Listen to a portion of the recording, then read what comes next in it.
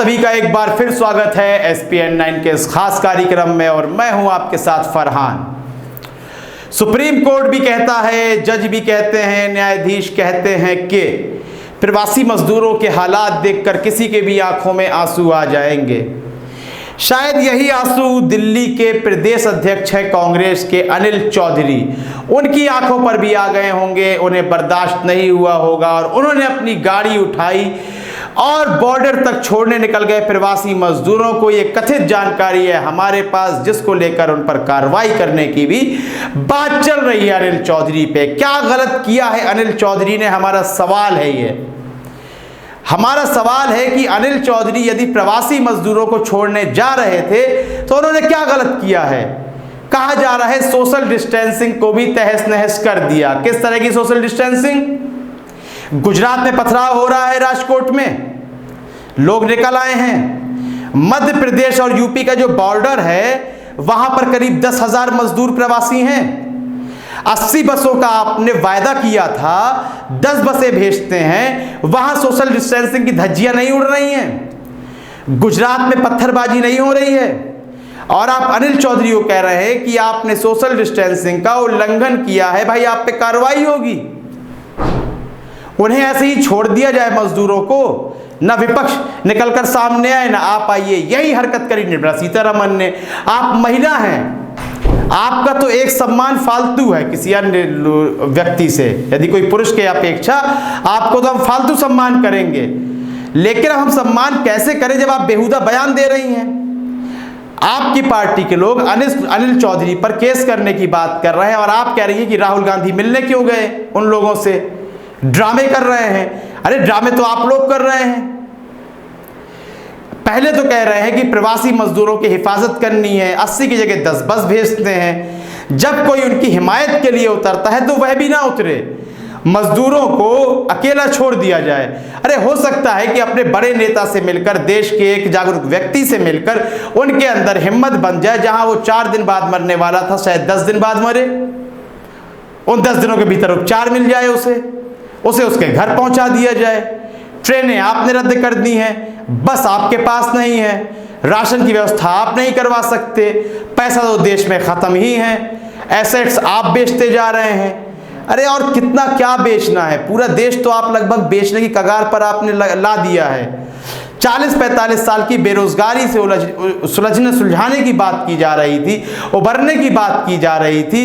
अब तो मुझे लगता है कि एक पूरा शताब्दी निकल जाएगी, उसकी सबसे बड़ी बेरोजगारी होगी इस समय। जिस तरह अनिल चौधरी पर कार्रवाई करने की बात की जा रही है और कहा जा रहा है कि अपनी गाड़ी के माध्यम से वह लोगों को बॉर्डर तक लिए जा रहे थे, क्या वह गलत कर रहे थे? उनके स्थान पर आप होते, क्या आप उन प्रवासियों के आंसू देख पाते? एक तो ऐसी घटना सामने आई कि वह व्यक्ति अपने 5 साल के बच्चे की लाश को अपने से चिपकाए हुए तेजी से चला जा रहा था। पत्रकार के पूछने पर उसने बताया, जब उसका वीडियो शूट कर रहा था एक स्थानीय पत्रकार, कि उसका बच्चा तो प्राण त्याग चुका है। उसके बाद भी ना ही केंद्र सरकार के आंसू निकलते हैं, ना ही उत्तर प्रदेश सरकार के आंसू निकलते हैं। घटिया बयानबाजी होती रहती है, बल्कि धार्मिक रंग देने की हर सेकंड कोशिश की जाती है, जिसकी आवश्यकता बिल्कुल नहीं है। अभी हम कई बार अपने कार्यक्रम में कह चुके हैं इसी SPN9 के कि यदि आप यहां पर धार्मिक रंग देने की कोशिश करेंगे, हिंदू राष्ट्र बनाने वाली बात करेंगे, तो आपको बताना होगा कश्मीर से कन्याकुमारी तक किस सीमा तक आपका हिंदू राष्ट्र है। यदि आप कहते हैं कश्मीर से कन्याकुमारी तक, गुजरात से बंगाल तक यदि पूरा हिंदू राष्ट्र है, तो यह आप गलतफहमी में हैं। बिल्कुल नहीं, आपको वह सीमा बतानी होगी। आप 2 टुकड़े करने वाली बात कर रहे हैं देश की, उस सीमा को बताइए, आप दायरा बताइए कि कहाँ है हिंदू राष्ट्र। यदि पूरे की बात करते हैं तो यह मैं कहूंगा साफ तौर पर नामुमकिन है। गृह युद्ध हो जाएगा, फिर से 2 नेशन थ्योरी सामने आ जाएगी, फिर से देश के 2 टुकड़े होंगे, जो कि यहां का अल्पसंख्यक समुदाय बिल्कुल नहीं चाहता है, लेकिन उतारू हो चुका है बहुसंख्यक समुदाय की देश के 2 टुकड़े हों। और जब बहुसंख्यक समाज को चाह लेता है, मैं आपको बता दूं, टुकड़े करने की बात यदि बहुसंख्यक समाज चाह लेगा तो टुकड़े होना बिल्कुल आसान है, हो सकते हैं टुकड़े। यह मत सोचिए कि यह कोई दैवीय शक्तियां यहां पर आई हुई हैं और टुकड़े नहीं होंगे हिंदुस्तान के। यदि बहुसंख्यक समाज यही परिस्थितियां बनाता रहा तो यह टुकड़े भी करवा देगा, जिन्ना की राह पर चल रहा है। वाहवाही करता हूं अल्पसंख्यक समाज की, कभी भी उसने हिंदुस्तान में यह नहीं कहा कि यहाँ पूजा नहीं होगी, यहाँ मंदिर नहीं बनेगा, बल्कि अपने इस देश में, सबके देश में हिंदुओं को भी बराबर से अधिकार दिया है। कभी उंगली नहीं उठाई कि आप यहाँ पूजा नहीं कर सकते। यह है हमारा सेकुलरिज्म। कभी भी यहाँ पर अल्पसंख्यक समुदाय ने इस्लामिक राष्ट्र बनाने की बात नहीं की।